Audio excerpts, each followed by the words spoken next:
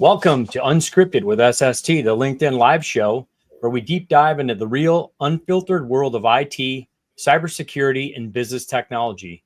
Brought to you by Secure Strategic Technology, we're here to cut through the noise, share expert insights, and tackle the challenges shaping the future of managed IT services. Live, raw, and unscripted. My guests today are Chad Osman and Chris Cunningham. Chad, can you tell us a little bit about yourself? Yeah, sure. I'm one of the co-owners of a managed service provider located in Toronto, Canada, just on the east side. And we've been a managed service provider for kind of small, mid-sized businesses for the last almost 20 years now in various forms, but kind of really diving into the kind of managed services over the last 8 or so years. Excellent. Thanks a lot for joining us today. And Chris, can you tell us a little bit about yourself and your business? Absolutely. Good morning, gentlemen. Glad to be on with you today. My name is Chris Cunningham. I'm also co-owner of Unify Connections. We're a managed service provider down in Dallas, the Dallas, Texas area, DFW Metroplex. We've been in business for about 25 years now that we've been providing IT services. We got started in working in public education, a lot with local government, municipalities, and SMB. So very glad to be on the call on the stream with you guys today. Thank you. Yeah, absolutely. Thanks for joining us. So I guess we'll just jump right into it here today, fellas. The subject for this episode is what is an MSP and why would we want to partner with an MSP? So that's kind of a two-part question, right? But I guess if we just look at the very first portion of that, what is an MSP? Chad, in your perspective, or from your perspective, if someone came up to you and said, define an MSP, what would that definition be for you? Yeah, it's funny. I think Tracy, you and I over the last 4 years, kind of getting together at conferences and events. We probably chatted with a couple hundred other managed service providers, and no two are, well, I should say that a lot of them are very, very different. There's small MSPs, big MSPs, and so it's a very, very broad definition of a business. For us, our vision of being a managed service provider is basically to be your guide in technology. So our primary focus is trying to guide your business to do the things that make sense for your business in IT. And that's we see these small, like 1-2 person managed service providers. They really struggle at doing that. They're just fixing things on your computer. That's not really my vision of an MSP. And I think over the last 5 years, we've seen a big change in that market where, the ones that are able to see that kind of vision of being your business guide really becomes, a value multiplier for your business. And, not all MSPs do the same thing. Some are heavy security focused. Some don't talk about security at all. Some have amazing people, processes, and standards, and some don't at all. So really, it's a very, very big market. But I think finding the right MSP can be substantial for your business. Yeah, that's great. So I think the number thrown out a lot is there's like 55,000 MSPs in North America. And what you're kind of talking about is like maturity levels, right? Like if you're just a break fix organization and you got a couple of staff, you're probably on the bottom end of that maturity level. Whereas if you're on the far end of the spectrum there, you have a bunch of staff, really defined processes, and you're really, really focusing on proactive initiatives to reduce reactive time. It's kind of what you're talking about. Yeah, exactly. That's it. So that's a great way of putting it. Maturity matters, I guess, as well. Like a lot of businesses too. You've got your immature businesses that don't have processes in place and they're really struggling, and then you've got your well-oiled machines. So I know from our side too, like running an MSP and owning an MSP, being well-oiled has kind of changed our lives because, it's I'm sure everyone knows technology breaks the worst time, and there's nothing worse than having your technology down or having a problem and being able to fix those and keep on top of it is makes a world of difference in managing not only our stress but our clients' stress too. Yeah, for sure. Awesome. So, Chris, if I asked you the same question, obviously you could state the same things. Do you have anything different or anything else you'd like to add to that question? What is an MSP? Yeah, sure. Chad talked about the variants, the different MSPs around the world, and everyone is a little bit different. But I think it's safe to say that our three organizations follow the same type of framework. It's really driven around proactive service delivery.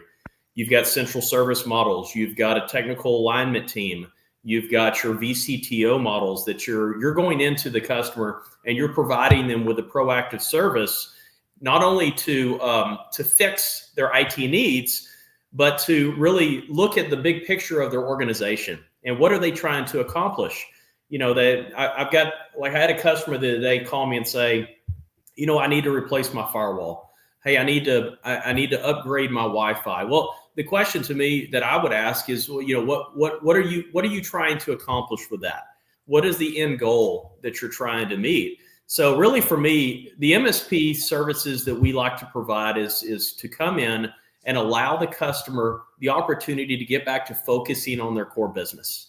You focus on your core business and let us manage your infrastructure. Let us manage the IT initiatives that you're trying to push through.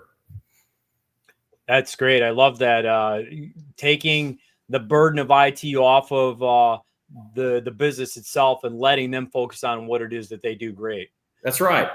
And really making sure that we're aligning technology in the strategic business initiatives, right? Making sure that that is all on point. That's right. Absolutely. That's great. So the next question I have here around this subject is to you, Chris. What are some of the misconceptions that maybe businesses have around managed service providers? I can tell you from my standpoint, probably the biggest one is they're afraid they're going to lose control of their operations if we come in. We're an outsider, you know, we're a third party that they're going to lose that control element. And my answer to that is we're a partner. We complement your team is what our goal is. We're coming in and we're sitting down and we're trying to align our goals with your goals. And really understand the core business functions. So that's a misconception that we get from time to time. Another one is that, you know, MSPs are you're a third party, so it's going to make ours less secure. Total opposite. If we bring our engineers, our team, our tool stacks in, we're experts on these things. We deal with this every single day. So we've got the vision and we've got the engineers and the talent to be able to come in and build that security. And we live in that environment every single day. So we know exactly what's coming. Okay.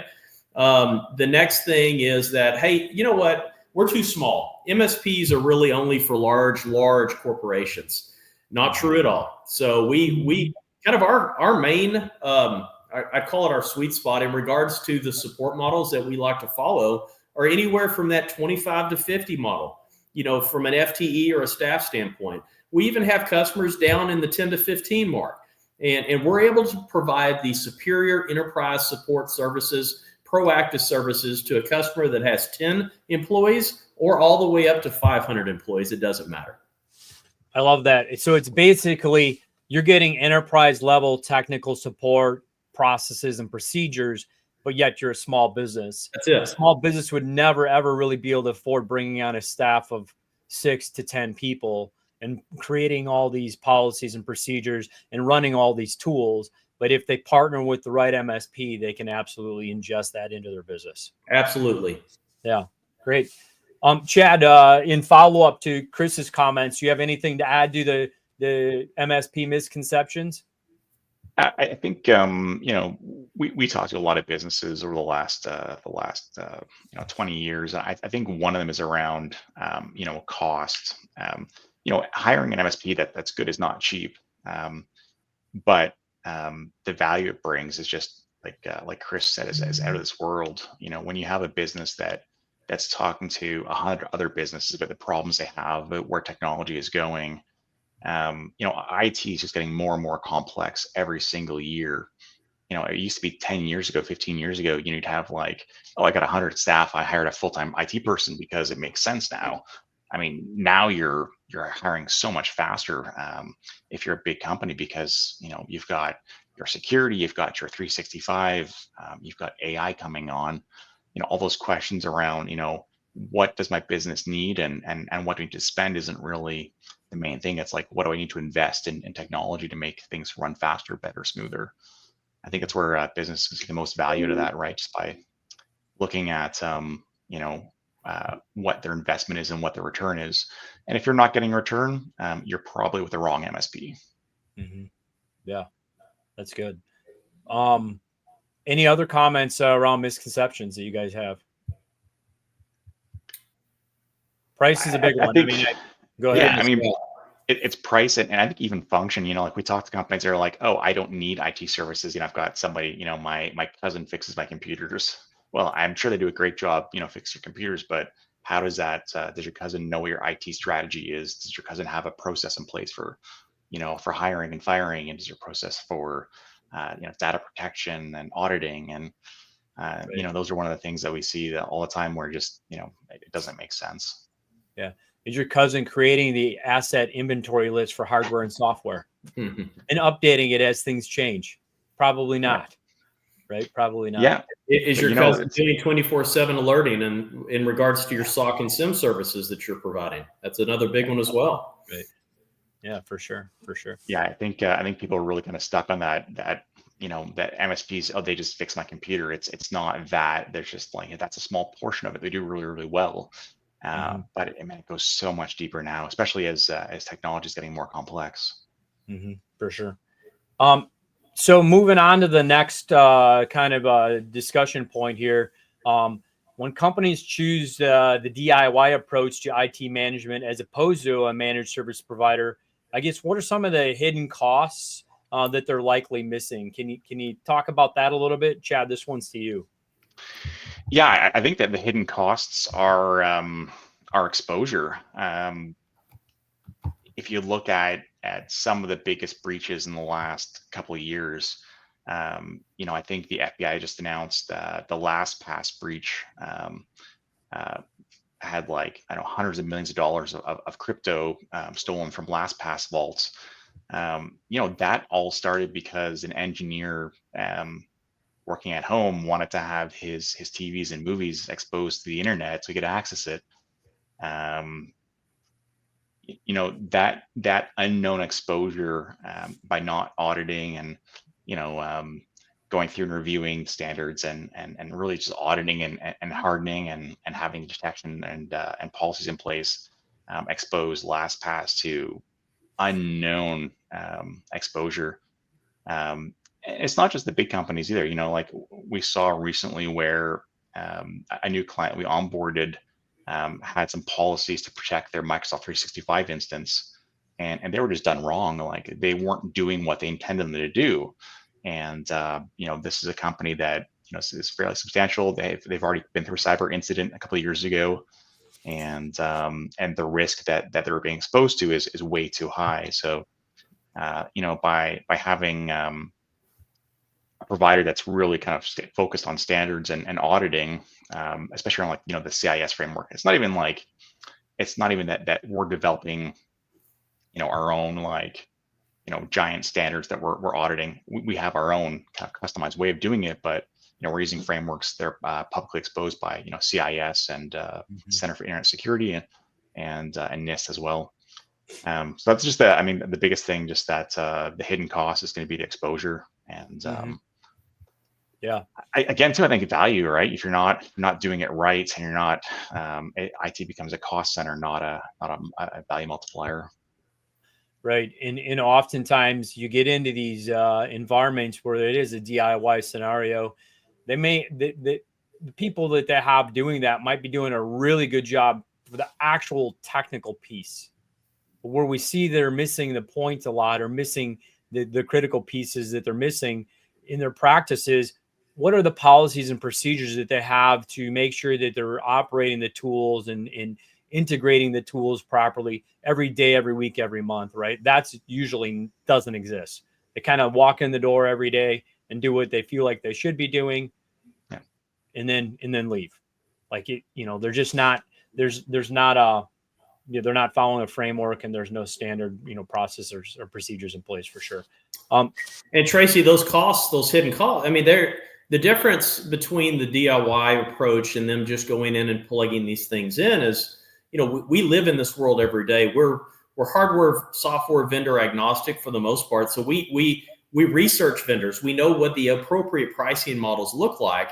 And so that's another reason why you want to engage with us, because we understand this industry so well because we live in it every single day. We know what the cost model should be. Mm-hmm. Depending on what you're looking at, whether you're looking at networking, security, compute, cloud services. I mean, we know every cost model that's built around those areas, so we can build value there and show you those cost savings. Yeah, for sure. So I just think if you in a summary around this, like when you couple like downtime, security breaches, loss of productivity, strategic distractions, like the total cost of all that is massively underestimated by companies every day. Agree? Yeah. Agree. Yeah, I think that's like you said, I don't even think these companies even realize sometimes how much they're spending or wasting in times. If you look at, we saw a client, a couple of years ago that basically had like 2 full-time staff just transposing data. Their IT guy set them all the tools to do it. They had, Excel, and they had a website, and they were putting data back and forth. And we said to them, we can probably automate this in a couple of days. And they're like, but this is the person's job. What will they do if we take their job away? It's like, no, we're not taking their job away. Where else in your organization can you use them? Mm-hmm. What if they were doing something better that actually, drove sales, drove production? What's a better place to use those resources? And I think that's going to be one of the single biggest questions around the next 18 months is as more processes get automated or better tools come into place. How can you better use resources in your organization to really drive your business and push it forward? Yeah, I mean, I just follow-up comment to that.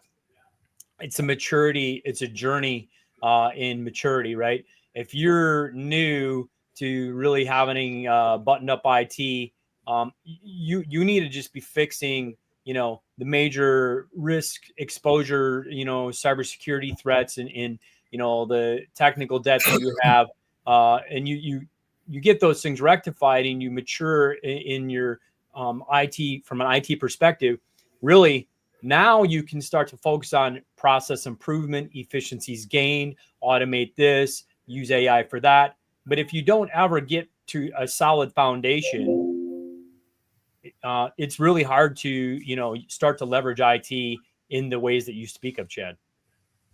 Yeah, that's exactly it. And sometimes your IT staff are so busy putting out fires, they don't even have time to think about these other things. Mm-hmm. We just saw a case where a new client we're taking on in the middle of onboarding right now.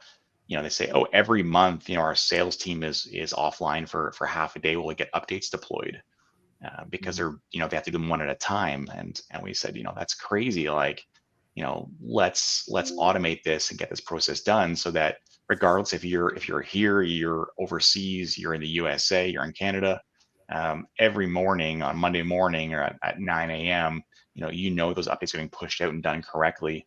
And now your sales team is freeing up a half a day. What does a half a day for your entire sales team look like? That's more calls, it's more meetings, it's more quotes going out. So really just trying to drive that value by being your guide in IT, spotting the things that don't make sense and the processes that could be automated or made better, made more secure. That's going to bring the most amount of value to companies. Yeah, that's great. So moving along here, next question I have, Chris, I'll let you field this one. From your perspective, what is the biggest IT risk that companies don't realize they have until it's too late? I think for us, the internal risk is the biggest thing. And that's part of what we provide as part of our enterprise service portfolio is, phishing campaigns, and we provide cybersecurity training for your staff. Because, I would say 75, 80% of those staff really don't know. They really don't. And it's not their fault. they're doing their job, and they've just never been trained on what is the appropriate when you get an email. How do you analyze an email to know if it's real or not? So from a cybersecurity standpoint, I think that's probably one of the biggest threats that we've seen is just making sure that internal staff, internal network users understand what they're looking at. And if they have a question, if they have a doubt in any way, they notify us and be proactive with that notification. So that's the other piece that is it's been around, but it's the dealing with AI. And it's kind of, it can be, it's very exciting and it provides a ton of value, but it can be a little scary too. So we want to make sure that our customers really understand the power of that tool and how it can benefit you, but also what those vulnerabilities are as well. Yeah, that's great. So before I go to Chad, so the end user awareness training is kind of what you're speaking of there. Yeah. Some companies have tools to do that. They don't do it, on a frequent, regular basis. They don't follow up with any recommended training. In order for that to be successful, it's got to be on a regular cadence in pretty, tied off, right? Like you can't just be doing this willy-nilly throughout the year. Would you agree with that? Absolutely. And what we do is we incorporate that into our QBRs, Tracy, our quarterly business reviews. Mm-hmm. And we go through those results. And it's not about getting people in trouble. It's about building awareness. And we want to make sure that those individuals that might have clicked the wrong button, that might have downloaded or clicked the wrong attachment, that it's a teaching moment. It's a way for us to instruct them, okay, this is what you did and this is what you want to look for next time. So we build that into our review process every single quarter. Mm-hmm. Yeah, not to put you on the spot, Chad, I know you're a stats guy around this. One of the biggest breaches is still through business email compromise, right? Do you have a stat off the top of your head on that one? I don't memorize them that much, but that's not true. I know he does. I know this. If you go to www.ic3.gov, this is the FBI's annual report. It comes out every year. Over 70% of the breaches are starting with an email-based attack. So your staff are really going to be the weakest point, and it's not a question of I'm not a target. It's not targeted anymore. It's the shotgun method, the spray and pray. They're sending it everywhere, and people are clicking, and they're getting phished. This is the weakest point is going to be your staff. I think too, it's important. There's a big shift in the way that we've kind of run our security over the last couple of years too. Is that it's not so much about just hardening things or preventing these breaches. It's also about monitoring. Smoke detectors are great, but if no one's home and the smoke detector is going off, who's going to solve that problem? Mm-hmm. So making sure that you've got your smoke alarms tied in your monitoring system, so the fire department gets called. That's the big thing for us right now, is trying to sift those things. I will say, I believe in 2023, it was over $2.9 billion was lost due to the email compromise. And I think it's just under like 500-ish thousand cases got reported in 2023, and that's what got reported. Again, we've all had phone calls from these businesses. I had one 2 years ago. They called and said, "Hey, we got cryptoed. We're a small auto mechanic company. Everything on our computer is encrypted. What do I do?" And I said, "Well, where are your backups?" And they're like, "We don't have any." And unfortunately, at that point, it's either you need to pay and support these organized crime organizations. Now in the U.S., legally, you can't even pay anymore, or you got to start from scratch, and they're having to start an entire business from scratch with no backups, no records, no list of clients, no idea what they owe their vendors, no idea how much they made last year. Like, imagine trying to file taxes for your company or do payroll when you've got no idea who you even paid last year. Mm-hmm. And it's what comes to mind when you start going down that track is this incident response. Right now, we'll have a whole nother episode on incident response. but the average small business owner cannot actually put it in a real context. Like, what would happen if their business was breached and they couldn't recover? Because it's just, they're just so far removed from it. And that's where these like incident response kind of episodes or these incident response games, I think, is a really good tool to put, have some real feeling put into that type of experience, right? So now it's like somewhat relatable. Ooh, wow, this is just a game. This is uncomfortable. Yeah, I think it'd be a great show to sit and tell some stories about the stories we hear about clients of ours or new clients, or people talked about how they got breached and how far it made. We literally had clients at banks about to wire money, and then something kind of clicked in their mind. They're like, this is going to be close to emptying the entire account out. Maybe I should call. And then they call the business owner and they say, hey, I'm about to wire that $200,000 you asked me to wire. It's going to drain most of the funds in the account. Are you sure you want to do that? We've got this other payment coming out. And the owner's like, I didn't ask you to wire money. And in the end, email gets breached, or they get phished with a very, very similar domain. And tons and tons of stories to talk with that. But it's big money. I mean, that's why people do it. It's and it translates to big, massive risk for clients too. Yeah, for sure. So the next question I got here, Chris, we'll go to you with this one. It's around ROI, right? How can small and mid-sized businesses realistically measure ROI in the investment with the MSP engagements? Well, for me, it's pretty simple. I mean, what are your existing cost models that you're using? Once we come in, we're gonna provide you, as part of that value, some of those savings, and you'll be able to see that ROI right off the top. I really feel that way. We're going to come in and provide you with a comprehensive package, but we're also going to find those areas, that spending that you've been doing over however many years, and be able to provide you with that savings. So for me, it's once we sit down with the customer as part of the QBR process, that's built into our analysis.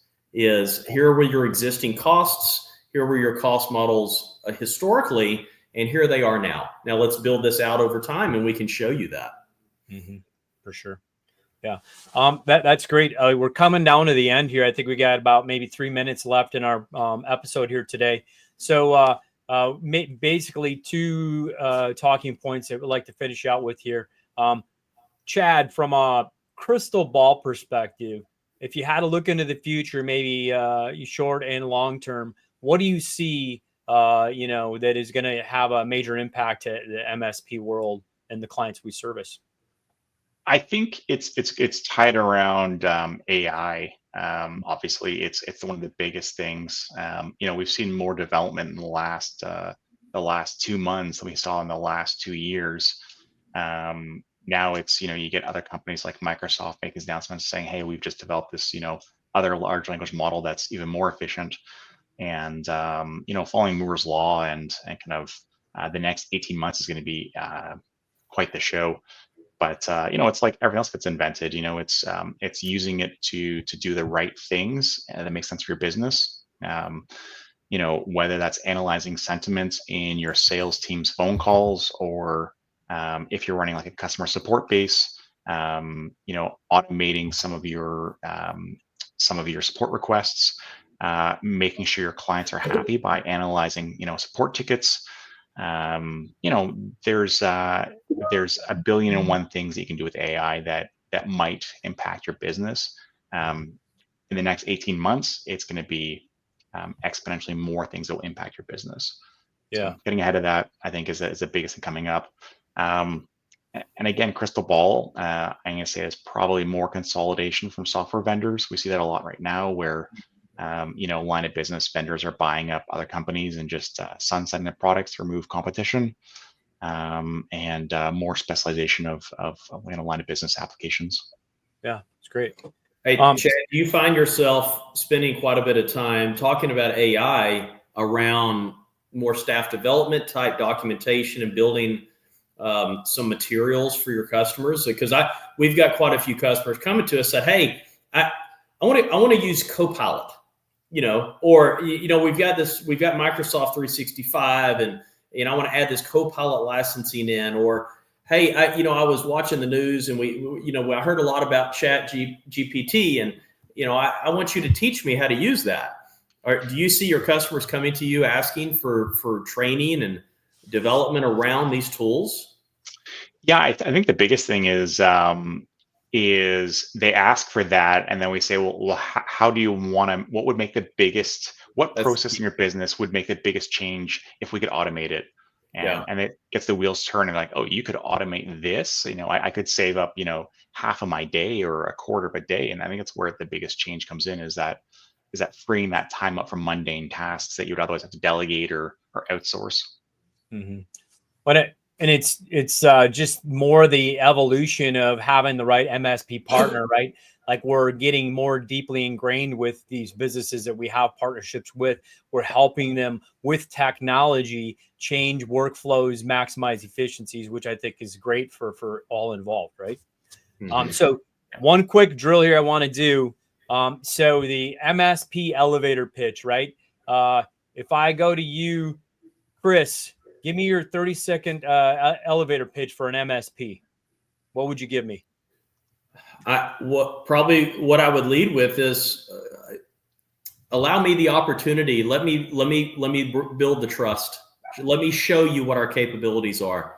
And I promise you that at the end of the day, you're going to be in a better place. Your business is going to be in a better place. You're going to sleep better at night knowing that you're protected, because this is what we do full time. This is what we are so passionate about, and what we focus on, and what we have built our teams around the best breed of engineering that we can provide in all of these different aspects, whether it's networking or compute or security. We've got the teams to support you, and we will do everything in our power to support you 24/7. So that would be my high level pitch, is just give us the opportunity to show you what we are capable of providing. Yeah, that's great. Chad, if I went to you and asked the same thing, what would your pitch be? Yeah, I think the same thing. As an MSP, we're here to make your business run smoother, save you money, and make your life more secure by solving your problems. Odds are there's things in your business that are annoying you, and technology is getting more and more advanced and more ingrained to every single business. There's not a single business that we've know of that says I'm using less technology every year. It just doesn't happen.